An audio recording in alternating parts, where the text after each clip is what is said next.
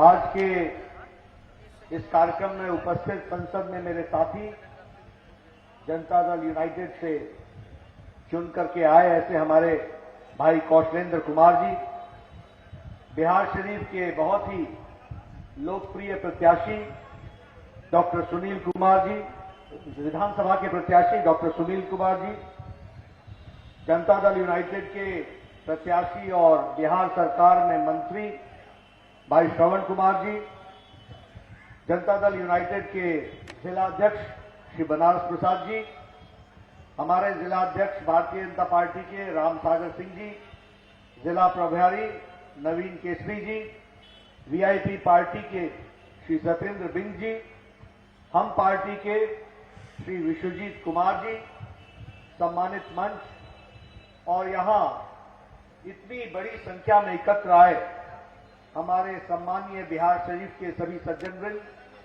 माताएं बहनें, नौजवान साथी और मीडिया के मेरे साथी, प्रिंट मीडिया और इलेक्ट्रॉनिक मीडिया के साथी, आज मुझे बिहार शरीफ में आने का सौभाग्य प्राप्त हुआ और आप सब लोग इतनी बड़ी संख्या में यहां इस कार्यक्रम में उपस्थित हुए हैं। आप सबका हार्दिक अभिनंदन है, आप सबका हार्दिक स्वागत है। बड़े लंबे देर से आप इंतजार में रहे, चुनाव के कारण मुझे देर हुई, उसके लिए क्षमा। लेकिन मैं एक बात जरूर महसूस कर रहा हूं कि जिस प्रकार से आपने डॉक्टर सुनील कुमार जी के लिए और श्रवण जी के लिए उनका नाम लेने पर जिस अंदाज में आपने ताली बजाई, उसने मुझे बता दिया कि आपने चुनाव में नतीजा तय कर लिया है।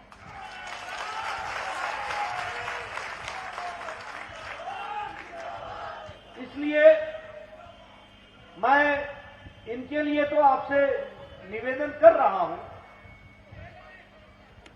लेकिन इनके माध्यम से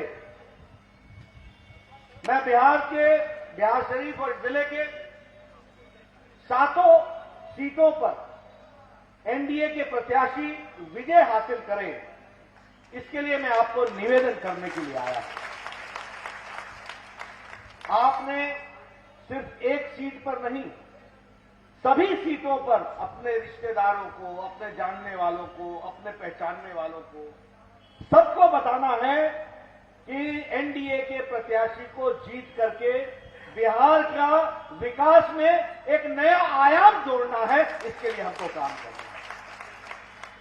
मित्रों, आजकल मैं जब चुनावी सभा में जाता हूं तो मैं 15 साल पहले, 10 साल पहले की चुनावी सभा को याद करता हूं।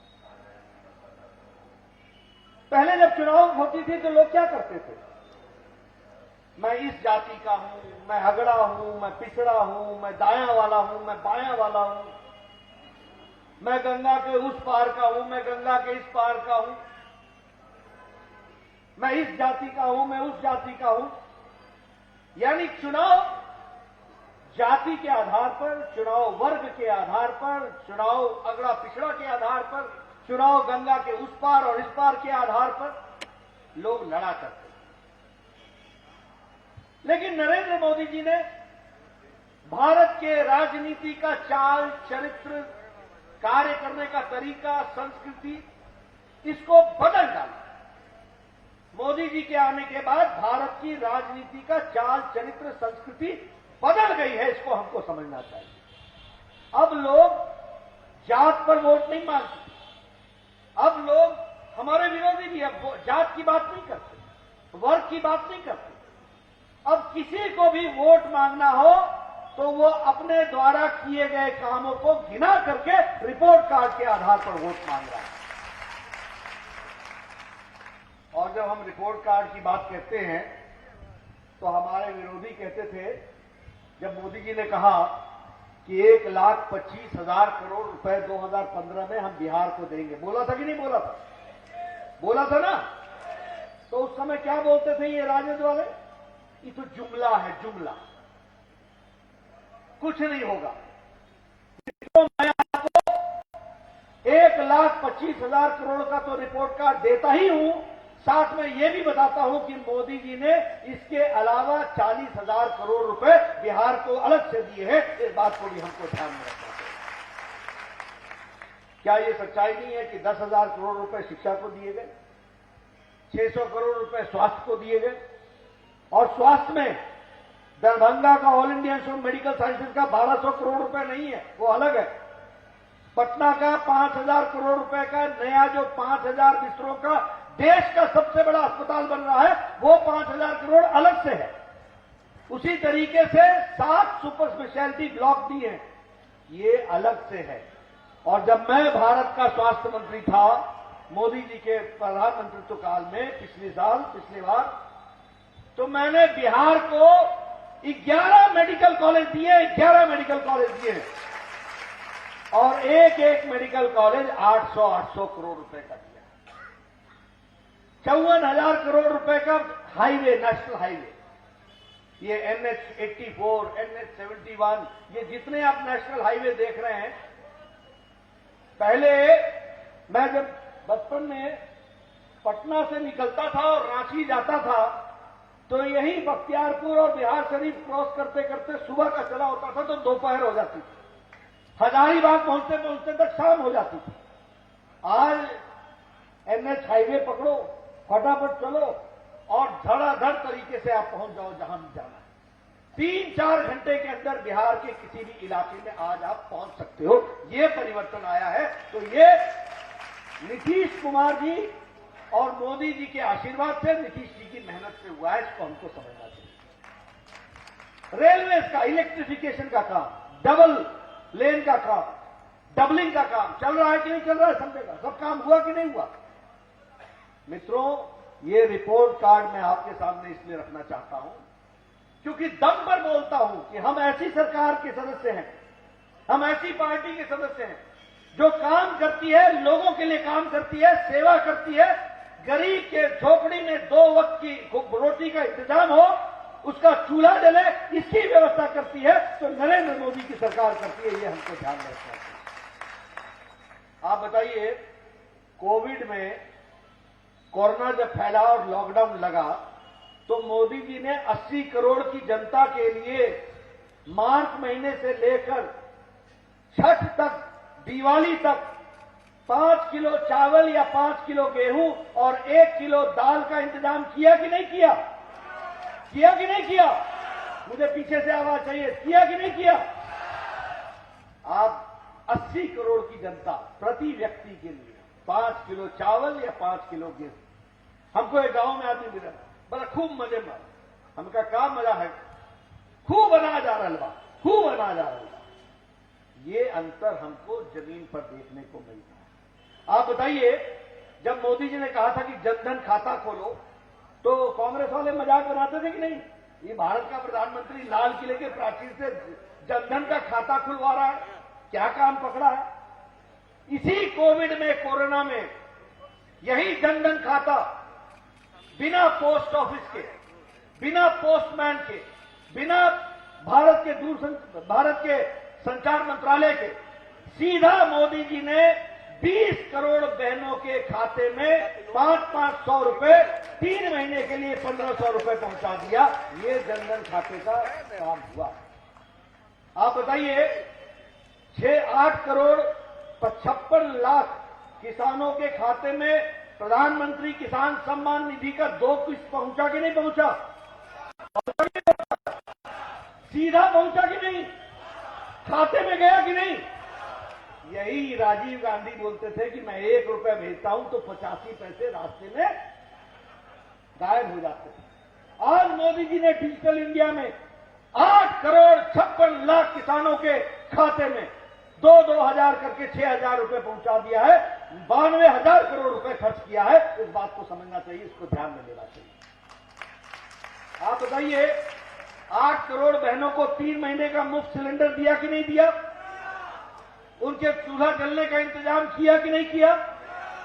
1,000 रुपए दिव्यांग के लिए, बुजुर्गों के लिए, माताओं के लिए, विधवा बहनों के लिए उनके खाते में 3,000 पहुंचाए कि नहीं पहुंचाए? मित्रों, ये है गरीबों की चिंता करने का इंतजाम, यह है गरीबों को याद करने का तरीका, और ये मोदी जी का तरीका है, इसको हमको ध्यान में रखना चाहिए। उसी तरीके से प्रधानमंत्री गरीब कल्याण रोजगार योजना, जो लोग बेचारे बाहर से आए, अगर वो यहां रोजगार चाहते हैं तो उनको भी रोजगार देने की व्यवस्था करना, और नालंदा जिला भी इसमें आता है जहां ये रोजगार की व्यवस्था की गई है, इसको भी हमको ध्यान में रखना चाहिए। आत्मनिर्भर भारत, मित्रों, मैं आपको बड़े स्पष्ट शब्दों में बताना चाहता हूं, हमें ध्यान रखना चाहिए।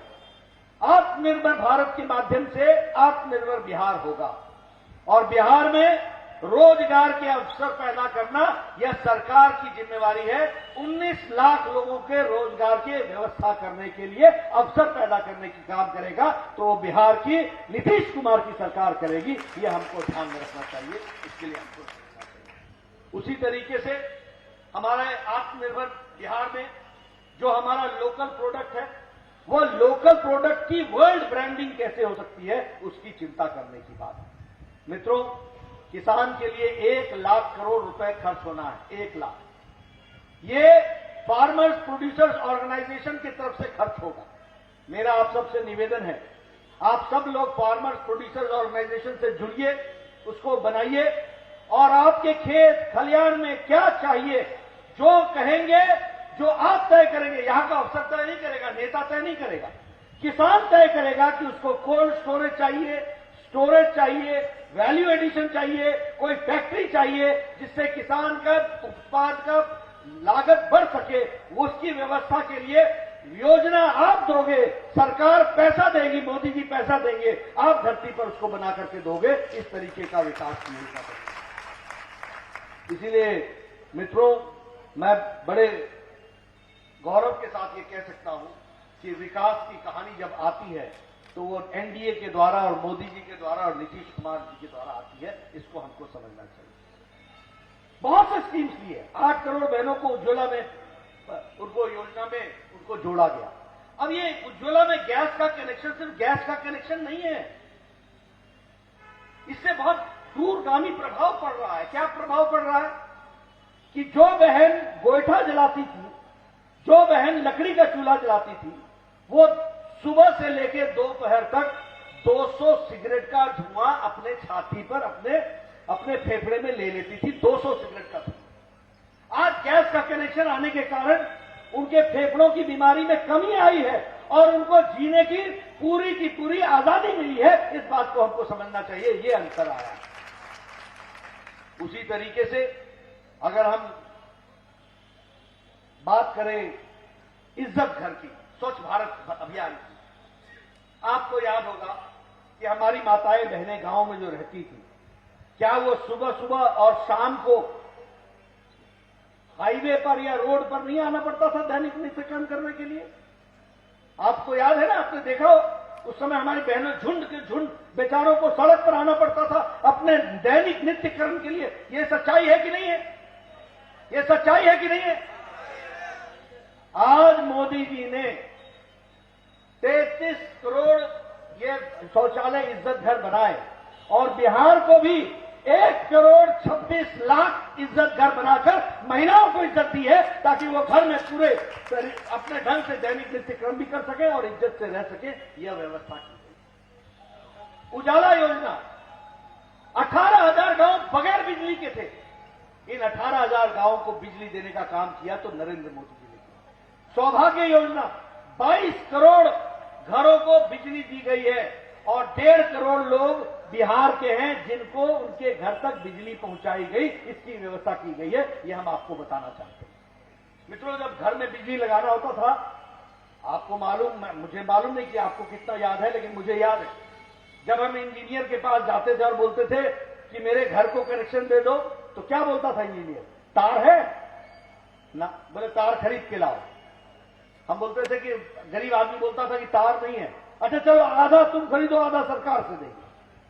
और क्या बोलता था कि खंबा गांव वालों को बोलो कि आकर के ले जाएं, यानी ढो करके ले जाएं खंबा, और तब बिजली वाला एहसान मानता था कि मैंने तेरे घर को बिजली दी। ऐसा होता था कि नहीं होता था?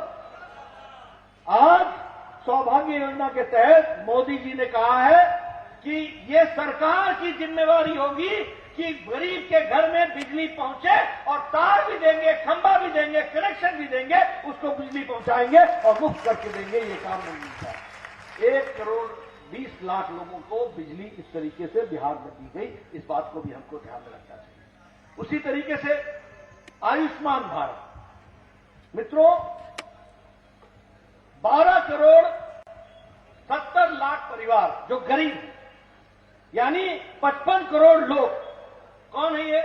रेडी वाला, टेढ़ी वाला, रिक्शा वाला, ठेले वाला, ऑटो वाला, जो बिल्कुल गरीब है।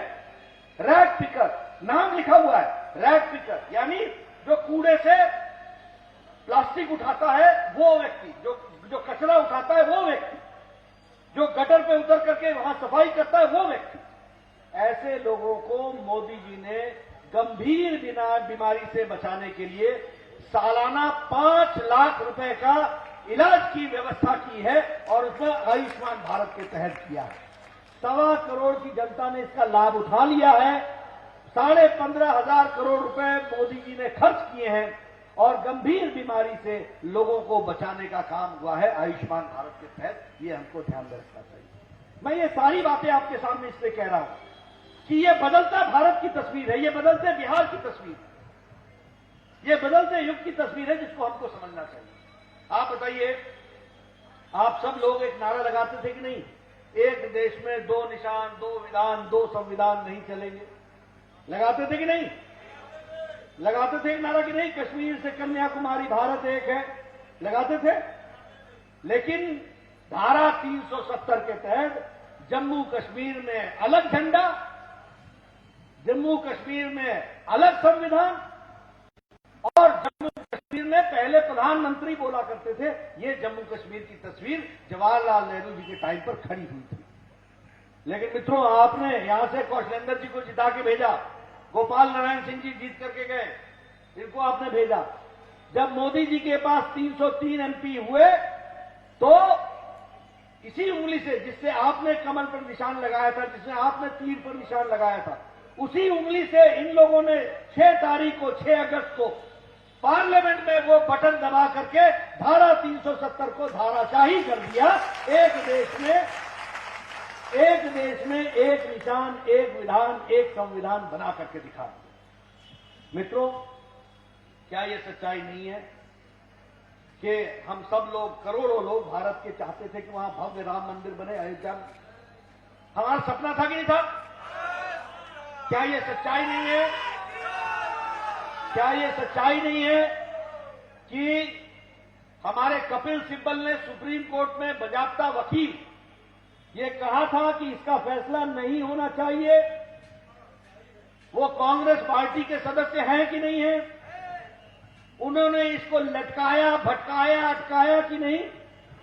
लेकिन आपने जब मोदी जी को चुनाव में जिता करके भारत के प्रधानमंत्री दोबारा बैठाया, 303 एमपी दिए, सशक्त सरकार बनी, तो सुप्रीम कोर्ट ने डे टू डे हियरिंग करके एक मत से फैसला किया कि भव्य मंदिर बनेगा तो अयोध्या में बनेगा, समाज के सभी लोगों को साथ लेकर के बनेगा ये मंदिर।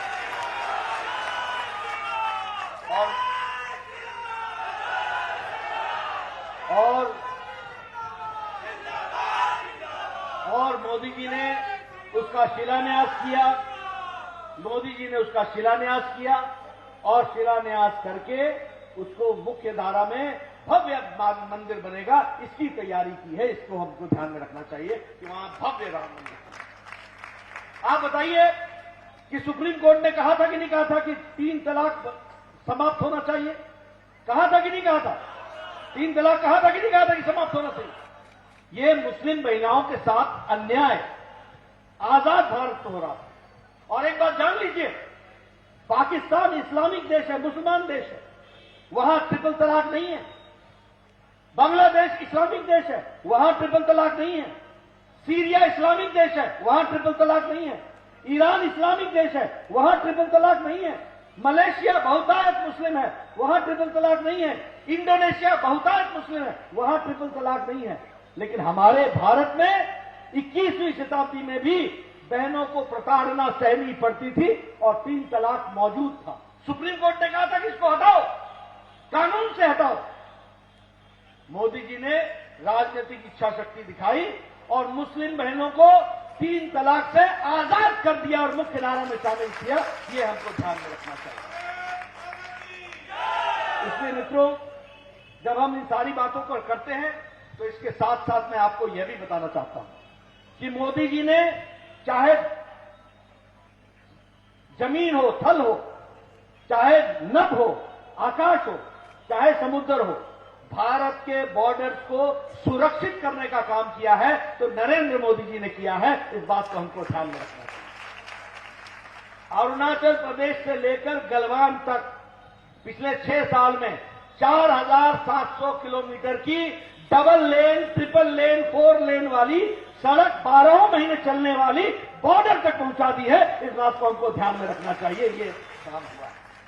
14,000 मीटर की पुल बने, 14,000 मीटर के, और ऐसे पुल बने हैं जो हर वेदर में वहां पर कोई भी अब भारत की आर्मी रसद को वहां पर एक दिन के अंदर पहुंचा सकती है। यह व्यवस्था की गई है। इसको ध्यान में रखना चाहिए। यह मजबूती प्रधानमंत्री जी ने भारत को दी है। अभी पिछले महीने अटल टनल का उद्घाटन किया गया। 9 किलोमीटर की टनल है ये, और लेह के रास्ते में 40 किलोमीटर कम होता है, 4 घंटे का सफर बचता है। आप सोचो, पहाड़ में 40 किलोमीटर का मतलब 4 घंटा होता है। 4 घंटे का सफर बचता है। मनाली से चलोगे तो शाम तक ले पहुंच जाओगे। ये व्यवस्था की है ताकि हमारी बॉर्डर सिक्योर रह सके। यह व्यवस्था को आगे बढ़ाया है। इसलिए मित्रों, मैं आपको ये बताना चाहता हूं कि बिहार नीतीश कुमार जी के नेतृत्व में आगे बढ़ेगा। उसको हमको आगे बढ़ाने में एक मौका मिलना चाहिए और वो आप सब लोग देने वाले हो। जैसा कि मैंने कहा कि बिहार शरीफ और नालंदा का तो आपने तय कर लिया, लेकिन अन्य सीट भी मेरे को चाहिए।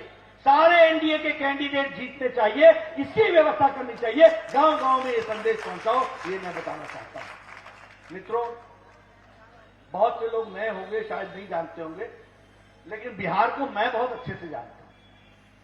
मैंने वो भी दिन देखे हैं जब डाकबंगला चौराहे पर 5 बजे के बाद निकलना मुश्किल होता था कि नहीं? मैं सही बोल रहा हूं कि नहीं? क्या यह सही नहीं था कि डॉक्टर उठा लिए जाते थे? क्या यह सही नहीं है कि अपहरण एक यहां पर उद्योग बन गया था? क्या यह सही नहीं है कि लालू जी जब चीफ मिनिस्टर थे तो गोपालगंज का दलित डीएम, डिस्ट्रिक्ट मजिस्ट्रेट, दलित कृष्णैया उसका नाम था, उसको गाड़ी से खींच के उसकी जान ले ली गई थी? क्या यह सच्चाई नहीं है कि आज का डीजीपी बिहार का, इसको शहाबुद्दीन ने गोली मारी थी और दंडनाता रहा, और शहाबुद्दीन वो जिसने 2 भाइयों को तेजाब में डाल दिया था और तीसरा भाई जो गवाह था उसको मार दिया था और वो दंडना रहा था। इनको जेल के अंदर डालने का काम किया तो सुशासन का काम नीतीश कुमार ने किया है। ये हमको ध्यान में रखना चाहिए। इसलिए ये जनता दल, ये राष्ट्रीय जनता दल आरजेडी, जिसके स्वभाव नहीं अराजकता, एक बार भी कभी माफी मांगी इन्होंने? कभी कहा कि हमने बिहार की जनता से गलती की है, माफ कर दो? इसका मतलब यह है कि अभी भी इरादे वही हैं, इरादे वही हैं। और नीतीश कुमार जी ने इनके साथ सरकार बना करके सरकार क्यों तोड़ दी? क्यों नमस्ते कह दी? इसलिए कह दी क्योंकि नीतीश जी जानते थे कि इनके साथ रह करके सुशासन नहीं आ सकता, कुशासन ही आएगा। बीजेपी के साथ चलेंगे तो सुशासन आएगा। नीतीश जी ने यह ध्यान में रखा, यह उनको समझना चाहिए। इसलिए इनसे बचो।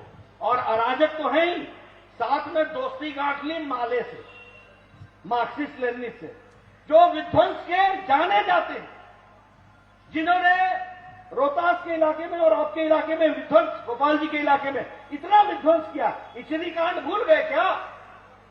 जब राम सेवकों को गोली से भून दिया गया था? क्या पिपरा कांड भूल गए क्या? जब लोगों को जिंदा जला दिया गया था और ये दंडनाते रहे। मित्रों, बिहार का चुनाव सिर्फ श्रवण कुमार जी का चुनाव नहीं है। बिहार का चुनाव डॉक्टर सुनील का चुनाव नहीं है। बिहार का चुनाव आने वाले आपके भविष्य का चुनाव है, इस बात की चिंता करने की जरूरत है। और उसमें से मिल गई कांग्रेस पार्टी। आजकल मुझे समझ में नहीं आता कि कांग्रेस पार्टी किसकी वकील बनी हुई है। राहुल गांधी धारा 370 पर बोलते हैं और इमरान खान राहुल के स्टेटमेंट को लेकर के यूएनओ में जाकर के बोलता है, देखो राहुल गांधी बोल रहा है। यानी ये भारत की भाषा बोलते हैं या पाकिस्तान की भाषा बोलते हैं। शशि थरूर लाहौर के मंच पर भारत की निंदा करता है और पाकिस्तान की तारीफ करता है। ये मणिशंकर अय्यर ये पाकिस्तान में जाके बोलता है कि हमको मोदी जी से छुट्टी दिलाओ। ये है देशभक्त, ये है कांग्रेस पार्टी। और पी चिदम्बरम जो भारत के गृह मंत्री रहे हैं, वो कहते हैं कि हम आएंगे तो धारा 370 समाप्त कर देंगे। धारा 370 समाप्त होनी है क्या? होनी है क्या? तो ऐसे लोगों को आप जवाब दोगे कि नहीं दोगे? इनका जवाब यह है कि डॉक्टर सुनील कुमार को, श्रवण कुमार को, नीतीश कुमार जी को काम दो और इनको घर पर बैठने का और आराम दो। इस तरीके की व्यवस्था करो, इस तरीके का काम करो। ये मित्रों मैं आपको बताने आया हूं, ये विध्वंसकारी ताकतें, ये अराजकता फैलाने वाले लोग। मैं बिहार में पटना में घूम रहा था, मैंने कहा यहां एक दुकान होती थी डी लाल एंड सन्स, बोले बिक गई। मैंने कहा यहां एक दुकान होती थी मेफेयर, बोले बिक गई। मैंने कहा कैसे बिक गई? बोले लालू जी का राज था, सबने कहा छुट्टी करो, औने पौने दाम में बेचो, जान बचाओ, लाखों उपाय, जान बचाने पर लगे। मित्रों ये रोजगार की बात करते हैं। जिन्होंने उद्योग चलाया अपहरण का, जो अपहरण उद्योग चलाते थे, वो रोजगार देंगे? ये भुलावे में रखने वाले लोग हैं और ऐसे लोगों को करारा जवाब प्रजातंत्र में वोट के माध्यम से होता है। इसलिए अपनी उंगली उस दिन आपने दबाना और एनडीए के कैंडिडेट को जिताना, ये आपकी जिम्मेवारी है। ये मैं आपसे निवेदन करता हूं। मैं फिर से आपसे यही कहना चाहता हूं कि बिहार आगे बहुत आशा के साथ देख रहा है। मोदी जी का आशीर्वाद है। मोदी जी के द्वारा यहां पर आर्थिक रूप से हर दृष्टि से पैसा आ रहा है। आप बताइए जितने फ्लाईओवर बने हैं वो नीतीश बाबू जी के टाइम पर बने कि नहीं बने? वो मोदी जी के टाइम पर बने कि नहीं बने? ये नया युग, लालटेन युग से एलईडी युग आ गया, बाहुबल से विकास बल आ गया और अविश्वास से विश्वास नेता आ गए। इस बात को समझना चाहिए और इसको ध्यान में लेकर के काम में देखना चाहिए। मित्रों आपने मेरी बात बहुत इत्मीनान से सुनी, आपका बहुत बहुत धन्यवाद। चुनाव के बाद में फिर आऊंगा और फिर आपसे मिलूंगा, लेकिन तब मैं मिलूंगा तो हमारी सरकार होगी और उस सरकार के माध्यम से आपके कामों में और विकास होगा। इस बात का विश्वास दिला के जाता हूं। बहुत बहुत धन्यवाद। जय भारत, जय बिहार।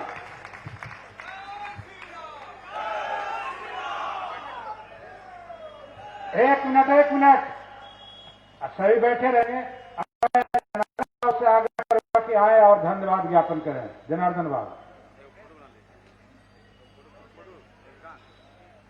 मैं अपनी बात 2 मिनट में खत्म करूंगा। अध्यक्ष महोदय